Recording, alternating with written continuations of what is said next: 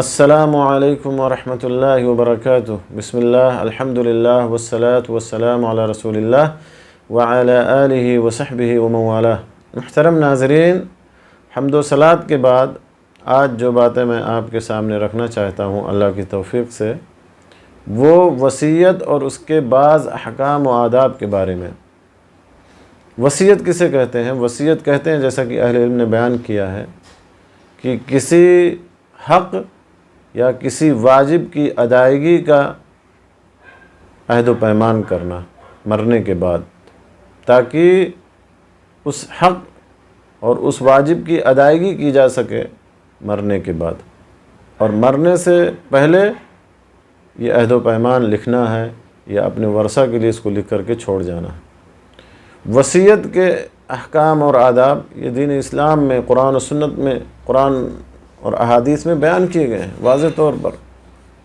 لہذا ہر مسلمان کے لیے ضروری ہے کہ وہ ان احکام و آداب کی معرفت حاصل کرے۔ کیونکہ انسانوں کے ایک دوسرے پر حقوق ہوتے ہیں، اور کسی کو موت کے بارے میں علم نہیں ہوتا، کسی کو یہ پتہ نہیں ہوتا کہ کب اور کہاں اور کیسے موت آ جائے، اور کہاں موت اسے اپنی آغوش میں لے لے۔ اسی لیے وصیت کے لکھنے کا حکم دیا گیا ہے، اور وصیت کے احکام اور ضوابط اور شروط بیان کیے گئے۔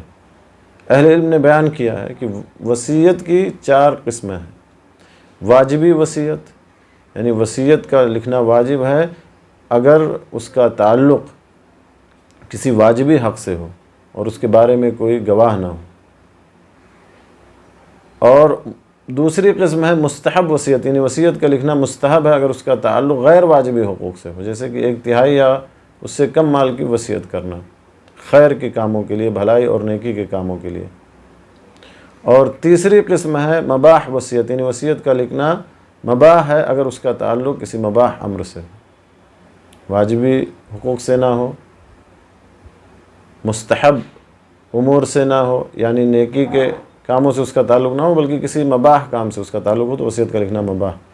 اور تیسری قسم حرام وصیت، یعنی وصیت کا لکھنا حرام ہے اگر اس کا تعلق کسی حرام چیز سے ہو، یعنی مال کی ادائیگی یا مال کی وصیت کسی حرام چیز کے لیے ہو، جیسے کہ شراب نوشی کے لیے ہو، زناکاری کے لیے ہو، یا گانے بجانے کے لیے ہو، یا کسی اور حرام کام کے لیے ہو، تو وصیت کا لکھنا حرام ہے۔ تو وصیت کا لکھنا، جیسا کہ اہل علم نے بیان کیا، واجب ہے اگر اس کا تعلق کسی واجبی حق سے ہو اور اس میں کوئی گواہی موجود نہ ہو۔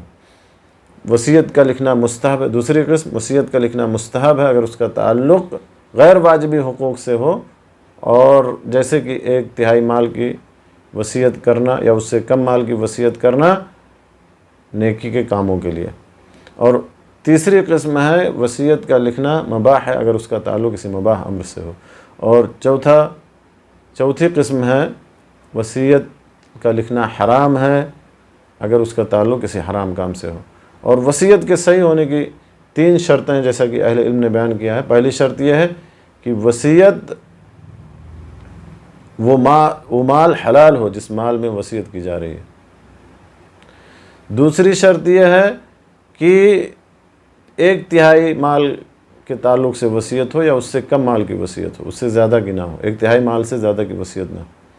اور تیسری شرط یہ ہے کہ غیر وارث کے لیے ہو، اور اس بارے میں دلائل قرآن و سنت میں موجود ہیں۔ اس بارے میں یا اس باب میں اصل یہ قرآن پاک کی یہ آیت ہے جو سورہ بقرہ میں ہے، آیت نمبر 180۔ اللہ تبارک و تعالیٰ فرماتا ہے: کتب علیکم اذا حضر احدکم الموت ان ترک خیرا الوصیۃ للوالدین والاقربین بالمعروف حقا علی المتقین۔ تمہارے اوپر فرض کیا گیا ہے جب تم میں سے کسی کو موت آنے لگے، جب کوئی آدمی تم میں سے مرنے لگے، اگر اس نے مال چھوڑا ہے، کیا فرض کیا گیا ہے؟ وصیت لکھنا فرض کیا گیا ہے، والدین کے لیے اور اقربا کے لیے، رشتہ داروں کے لیے بھلائی کے ساتھ۔ اور یہ چیز متقیوں اور پرہیزگاروں پر حق اور ثابت ہے۔ تو میرے دوستو، اس میں اللہ تبارک و تعالیٰ نے وصیت کے تعلق سے حکم دیا ہے اور اسے فرض قرار دیا گیا ہے۔ موت کے حاضر ہونے کے وقت یا موت کے آنے کے وقت وصیت کرنے کو، وصیت لکھنے کو، اگر آدمی نے مال چھوڑا ہے۔ اسی طرح سے اللہ کے رسول صلی اللہ علیہ وسلم کی یہ حدیث جو صحیح بخاری اور صحیح مسلم کے حوالے سے ہے، اور اس حدیث کے راوی عبداللہ ابن عمر رضی اللہ تعالیٰ عنہما ہیں، کہتے ہیں کہ رسول اللہ صلی اللہ علیہ وسلم نے ارشاد فرمایا ما حق امرئ مسلم له شيء يريد ان يوصي فيه يبيت ليلتين الا ووصيته مكتوبه عنده، متفق علیہ، یعنی صحیح بخاری اور صحیح مسلم کے حوالے سے حدیث ہے۔ آپ صلی اللہ علیہ وسلم نے ارشاد فرمایا کہ کسی ایسے مسلمان کے لیے درست نہیں کہ جس کے پاس وصیت کے قابل کوئی بھی مال ہو، وصیت کرنے کے لیے کوئی بھی چیز ہو، کہ وہ اپنے پاس وصیت لکھے بغیر 2 رات گزارے۔ اگر کوئی مال، کوئی چیز وصیت کے قابل ہو تو اسے فوراً لکھنا چاہیے، اور یوں ہی اسے ترک نہیں کرنا چاہیے، کیونکہ کوئی شخص یہ نہیں جانتا کہ کب اور کہاں اور کیسے اس کی موت آ جائے۔ تو اللہ تبارک و تعالیٰ نے قرآن پاک میں اور رسول اللہ صلی اللہ علیہ وسلم نے وصیت لکھنے کا حکم دیا، اور وصیت کے احکام کے بارے میں جیسا کہ آپ کو بتایا گیا کہ واجبی وصیت، یعنی وصیت کا لکھنا واجب ہے کب، وصیت کا لکھنا مستحب ہے کب، وصیت کا لکھنا مباح ہے کب، وصیت کا لکھنا حرام ہے کب۔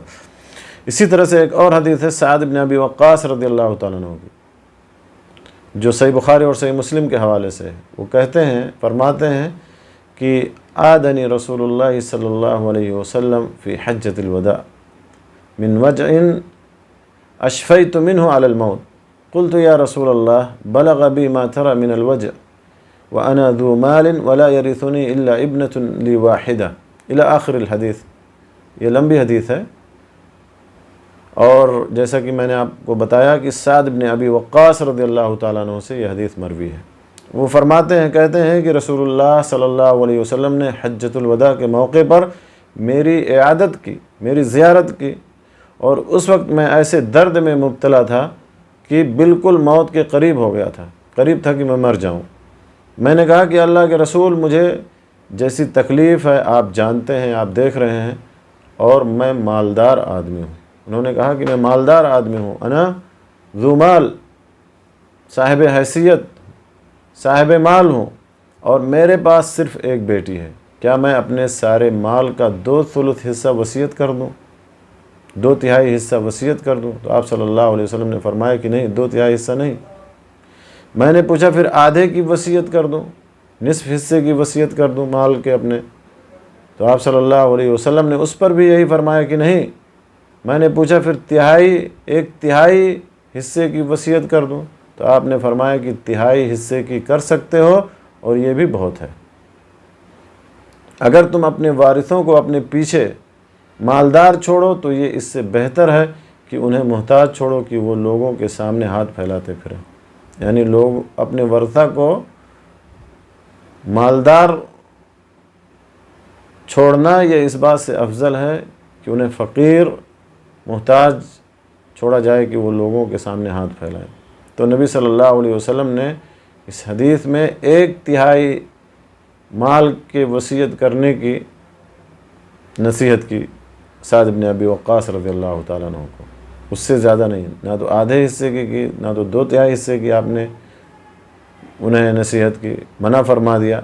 جب انہوں نے 1/3 حصہ وصیت کرنے کی بات کہی تو آپ نے انہیں اس اجازت دی، اور یہ بھی فرمایا کہ یہ بھی بہت ہے، 1/3 حصہ بھی بہت ہے۔ اسی طرح سے ابو امامہ الباہلی رضی اللہ تعالیٰ عنہ کی ایک حدیث ہے جس میں وصیت کے تعلق سے بات بتائی گئی ہے۔ وہ کہتے ہیں سمعت رسول اللہ صلی اللہ علیہ وسلم یقول ان اللہ قد اعطى كل ذی حق حقه فلا وصیۃ لوارث، اخرجہ ابو داود والترمذی۔